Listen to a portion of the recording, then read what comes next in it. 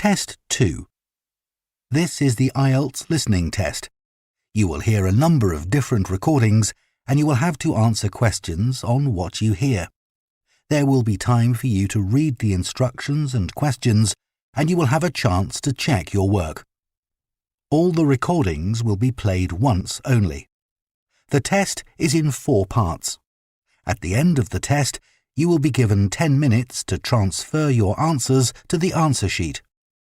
Now turn to Part 1.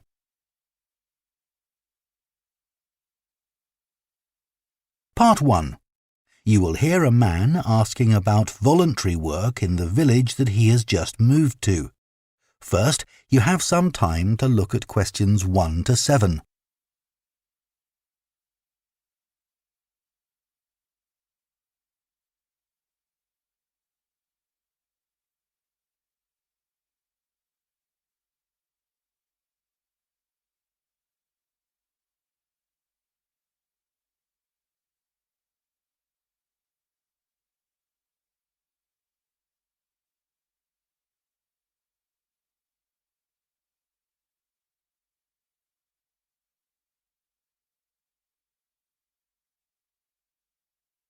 Now listen carefully and answer questions 1 to 7. Hello, Jane Fairbanks speaking. Oh, good morning. My name's Frank Pritchard. I've just retired and moved to Southo.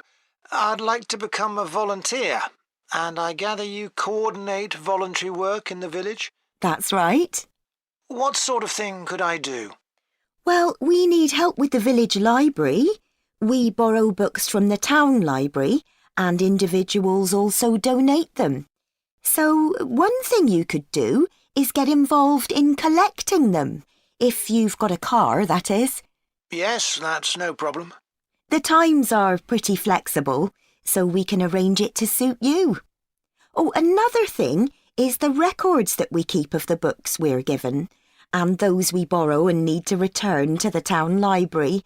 It would be very useful to have another person to help keep them up to date. Right. I'm used to working on a computer. I presume they're computerized? Oh, yes. Is the library purpose-built? I haven't noticed it when I've walked around the village. No, we simply have the use of a room in the village hall. The West Room.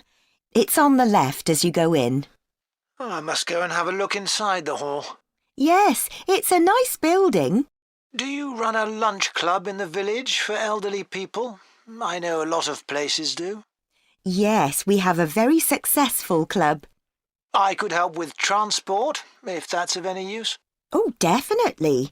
People come to the club from neighbouring villages, and we're always in need of more drivers. And does the club have groups that focus on a particular hobby too? I could get involved in 1 or 2, particularly if there are any art groups. Excellent. I'll find out where we need help and get back to you. Fine. What about help for individual residents? Do you arrange that at all? Yes, we do it as a one-off. Oh, in fact, there's Mrs. Carroll. She needs a lift to the hospital next week, and we're struggling to find someone. When's her appointment? On Tuesday. It would take the whole morning. I could do that? Oh, that would be great. Thank you. And also next week, we're arranging to have some work done to Mr. Salisbury's house before he moves, as he isn't healthy enough to do it himself. We've got some people to decorate his kitchen, but if you could do some weeding in his garden, that would be wonderful. OK, I'd enjoy that. And presumably the day and time are flexible? Oh, yes. Just say when would suit you best and we'll let Mr. Salisbury know. Good. Before you hear the rest of the conversation, you have some time to look at questions 8 to 10.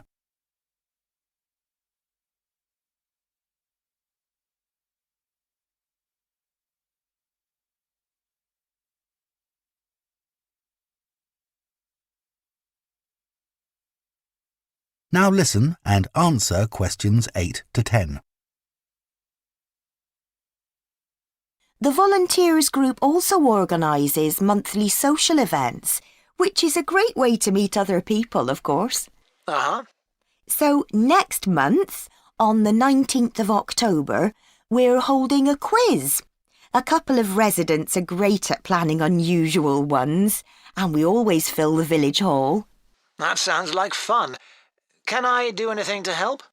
Well, because of the number of people, we need plenty of refreshments for halfway through. So if you could provide any, we'd be grateful. I'm sure I could. I'll think about what to make and let you know. Thank you. Then on November the 18th, we're holding a dance, also in the village hall. We've booked a band that specialises in music of the 1930s. They've been before, and we've had a lot of requests to bring them back. I'm not really a dancer, but I'd like to do something to help. Well, we sell tickets in advance, and having an extra person to check them at the door as people arrive would be good. It can be quite a bottleneck if everyone arrives at once. OK, I'm happy with that. We're also arranging a New Year's Eve party. We're expecting that to be a really big event, so instead of the village hall, it'll be held in the Mountfort Hotel. The... Mountfort. Mountfort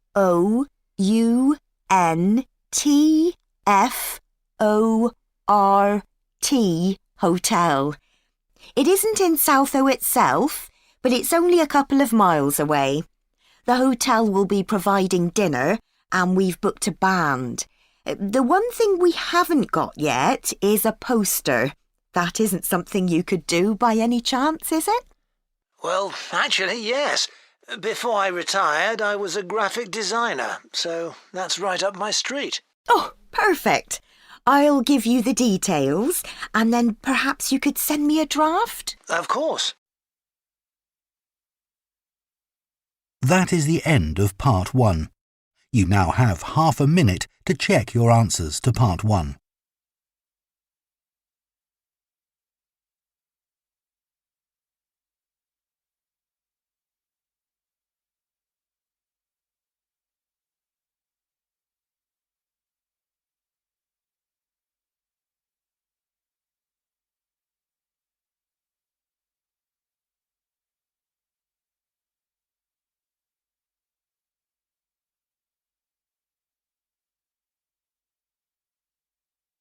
Part 2.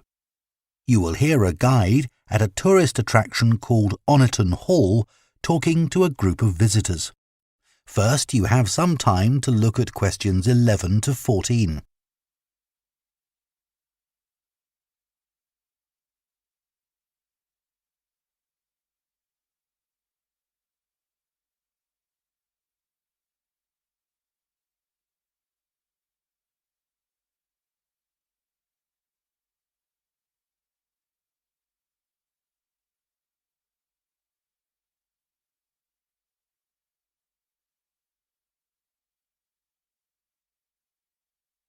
Now listen carefully and answer questions 11 to 14. Good morning and welcome to Oniton Hall, one of the largest estates in the area. My name's Nick and I'm one of the guides. I'll give you a brief introduction to the estate while you're sitting down, and then we'll walk round. The estate consists of the house, gardens, parkland and farm, and it dates back to the 14th century. The original house was replaced in the late 17th century, and of course it has had a large number of owners.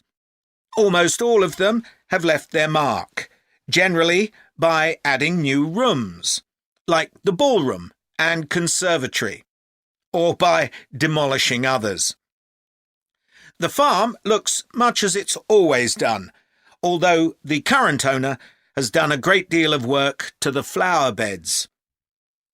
In the 17th century, the estate was owned by a very wealthy man called Sir Edward Downes. His intention was to escape from the world of politics after years as an active politician, and to build a new house worthy of his big collection of books, paintings and sculptures. He broke off contact with his former political allies and hosted meetings of creative and literary people, like painters and poets. Unusually for his time, he didn't care whether his guests were rich or poor, as long as they had talent. Big houses like Oniton had dozens of servants until the 1920s or 30s, and we've tried to show what their working lives were like. Photographs, of course, don't give much of an idea, so instead, as you go round the house, you'll see volunteers dressed up as 19th century servants going about their work. They'll explain what they're doing and tell you their recipes or what tools they're using.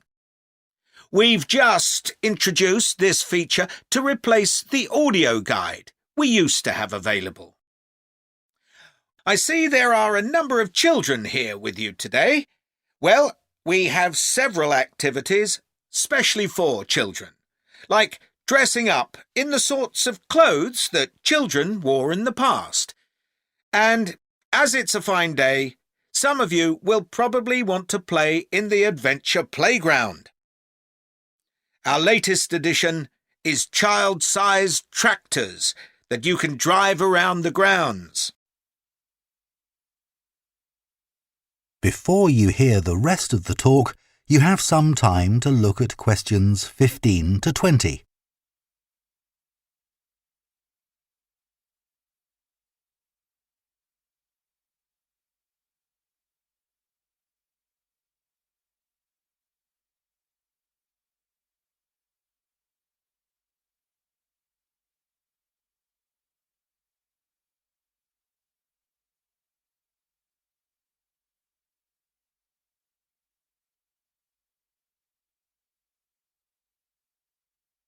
Now listen and answer questions 15 to 20. We'll also be going into the farm that's part of the estate, where there's plenty to do. Most of the buildings date from the 18th century, so you can really step back into an agricultural past. Until recently, the dairy was where milk from the cows was turned into cheese. It's now the place to go for lunch, or afternoon tea, or just a cup of coffee and a slice of homemade cake. The big stone building that dominates the farm is the large barn, and in here is our collection of agricultural tools. These were used in the past to plough the earth, sow seeds, make gates, and much more. There's a small barn, also made of stone, where you can groom the donkeys and horses to keep their coats clean. They really seem to enjoy having it done, and children love grooming them. The horses no longer live in the stables, which instead is the place to go to buy gifts, books, our own jams and pickles, and clothes and blankets made of wool from our sheep. Outside the shed, which is the only brick building, you can climb into a horse-drawn carriage for a lovely, relaxing tour of the park and farm. The carriages are well over 100 years old. And finally, the parkland, which was laid out in the 18th century with a lake and trees that are now well established. You'll see types of cattle and sheep that are hardly ever found on farms these days. We're helping to preserve them, to stop their numbers falling further. OK, well, if you'd like to come with me, we will start. That is the end of Part 2. You now have half a minute to check your answers to Part 2.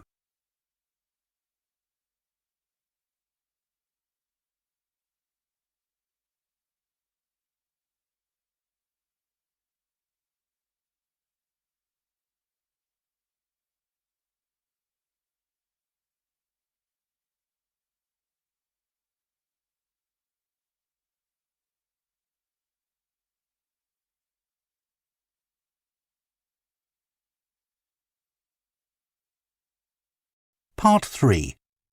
You will hear 2 theatre studies students discussing stage and screen performances of Shakespeare's play Romeo and Juliet. First, you have some time to look at questions 21 and 22.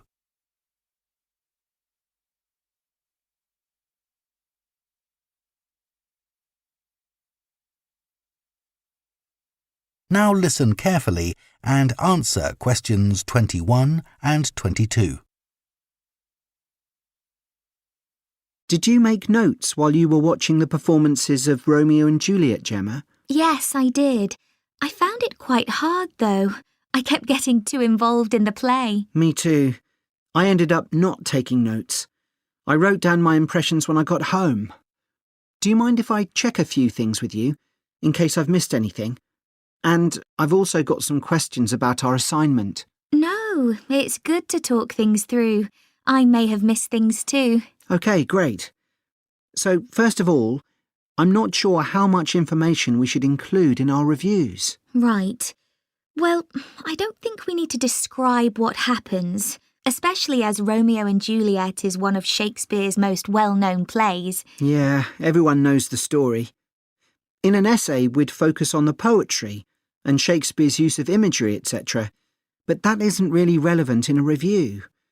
We're supposed to focus on how effective this particular production is. We should say what made it a success or a failure. And part of that means talking about the emotional impact the performance had on us. I think that's important. Yes.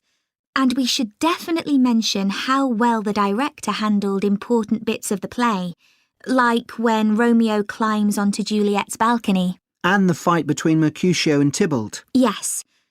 It would also be interesting to mention the theatre space and how the director used it, but I don't think we'll have space in 800 words. No, OK. That all sounds quite straightforward. Before you hear the rest of the discussion, you have some time to look at questions 23 to 30.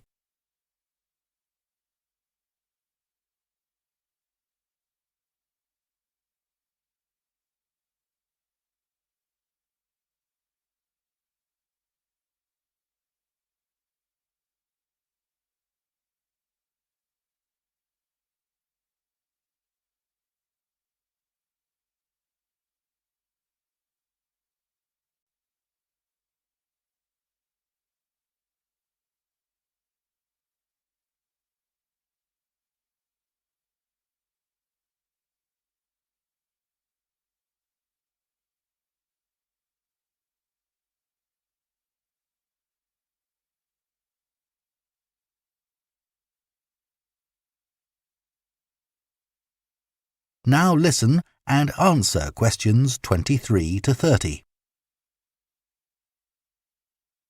So, what about the Emporium Theatre's production of the play? I thought some things worked really well, but there were some problems too. Yeah.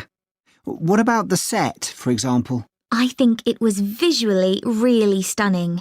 I'd say that was probably the most memorable thing about this production. You're right. The set design was really amazing. But actually, I have seen similar ideas used in other productions. What about the lighting? Some of the scenes were so dimly lit it was quite hard to see. I didn't dislike it. It helped to change the mood of the quieter scenes. That's a good point. What did you think of the costumes? I was a bit surprised by the contemporary dress, I must say. Yeah, I think it worked well, but I'd assumed it would be more conventional. Me too. I liked the music at the beginning, and I thought the musicians were brilliant, but I thought they were wasted because the music didn't have much impact in Acts 2 and 3. Yes, that was a shame. One problem with this production was that the actors didn't deliver the lines that well. They were speaking too fast. It was a problem, I agree. But I thought it was because they weren't speaking loudly enough, especially at key points in the play. I actually didn't have a problem with that. It's been an interesting experience watching different versions of Romeo and Juliet, hasn't it? Definitely. It's made me realise how relevant the play still is. Right. I mean, a lot's changed since Shakespeare's time, but in many ways nothing's changed. There are always disagreements and tension between teenagers and their parents. Yes, that's something all young people can relate to, more than the violence and the extreme emotions in the play. How did you find watching it in translation? Really interesting.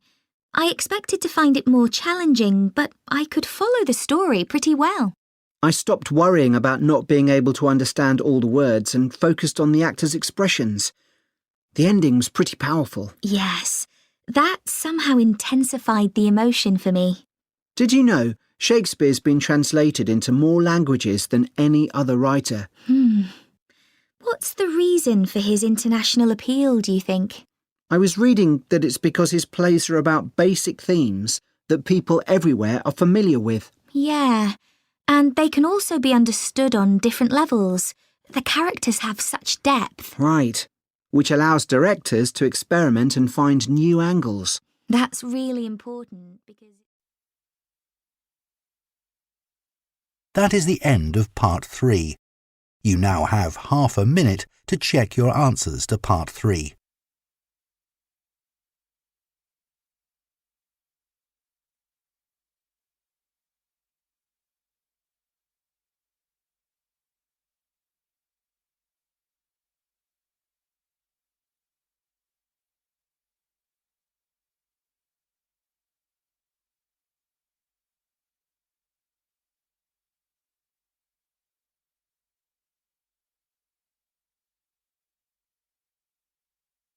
Part 4.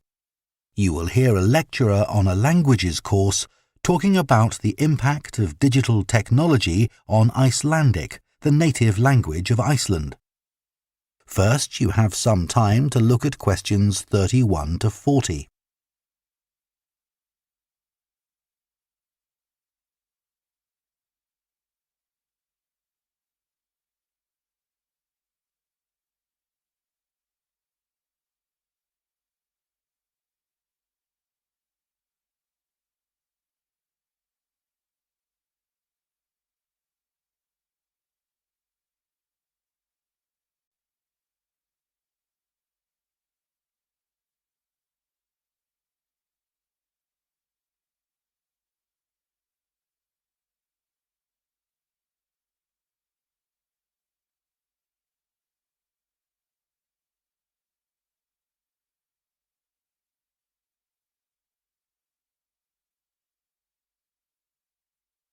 Now listen carefully and answer questions 31 to 40. Right, everyone, let's make a start. Over the past few sessions, we've been considering the reasons why some world languages are in decline. And today I'm going to introduce another factor that affects languages and the speakers of those languages, and that's technology, and in particular, digital technology. In order to illustrate its effect, I'm going to focus on the Icelandic language, which is spoken by around 321,000 people, most of whom live in Iceland, an island in the North Atlantic Ocean. The problem for this language is not the number of speakers, even though this number is small, nor is it about losing words to other languages, such as English. In fact, the vocabulary of Icelandic is continually increasing, because when speakers need a new word for something, they tend to create one, rather than borrowing from another language. All this makes Icelandic quite a special language. It's changed very little in the past millennium, yet it can handle 21st century concepts related to the use of computers and digital technology. Take, for example, the word for web browser. This is vafri in Icelandic, which comes from the verb to wander. I can't think of a more appropriate term because that's exactly what you do mentally when you browse the internet. Then there's an Icelandic word for podcast, which is too hard to pronounce, and so on. Icelandic, then, is alive and growing, but, and it's a big but, young Icelanders spend a great deal of time in the digital world, and this world is predominantly English. Think about smartphones. They didn't even exist until comparatively recently, but today young people use them all the time to read books, watch TV or films, play games, listen to music and so on. Obviously, this is a good thing in many respects because it promotes their bilingual skills. But the extent of the influence of English in the virtual world is staggering, and it's all happening really fast. For their parents and grandparents, the change is less concerning because they already have their native speaker skills in Icelandic. But for young speakers, well, the outcome is a little troubling. For example, teachers have found that playground conversations in Icelandic secondary schools can be conducted entirely in English, while teachers of much younger children have reported situations where their classes find it easier to say what is in a picture using English rather than Icelandic. The very real and worrying consequence of all this is that the young generation in Iceland is at risk of losing its mother tongue.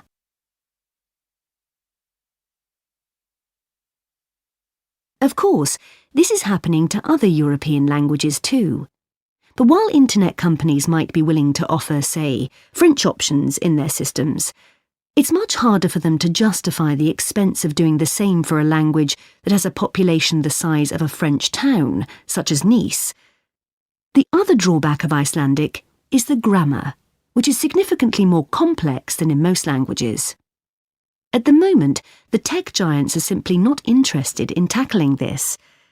So, what is the Icelandic government doing about this? Well, large sums of money are being allocated to a language technology fund that it is hoped will lead to the development of Icelandic-sourced apps and other social media and digital systems. But clearly this is going to be an uphill struggle. On the positive side, they know that Icelandic is still the official language of education and government. It has survived for well over 1,000 years, and the experts predict that its future in this nation-state is sound and will continue to be so. However, there's no doubt that it's becoming an inevitable second choice in young people's lives. This raises important questions. When you consider how much of the past is tied up in a language, will young Icelanders lose their sense of their own identity?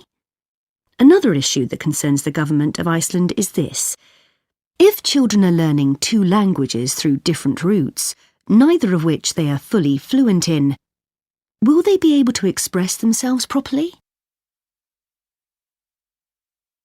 That is the end of Part 4. You now have 1 minute to check your answers to Part 4.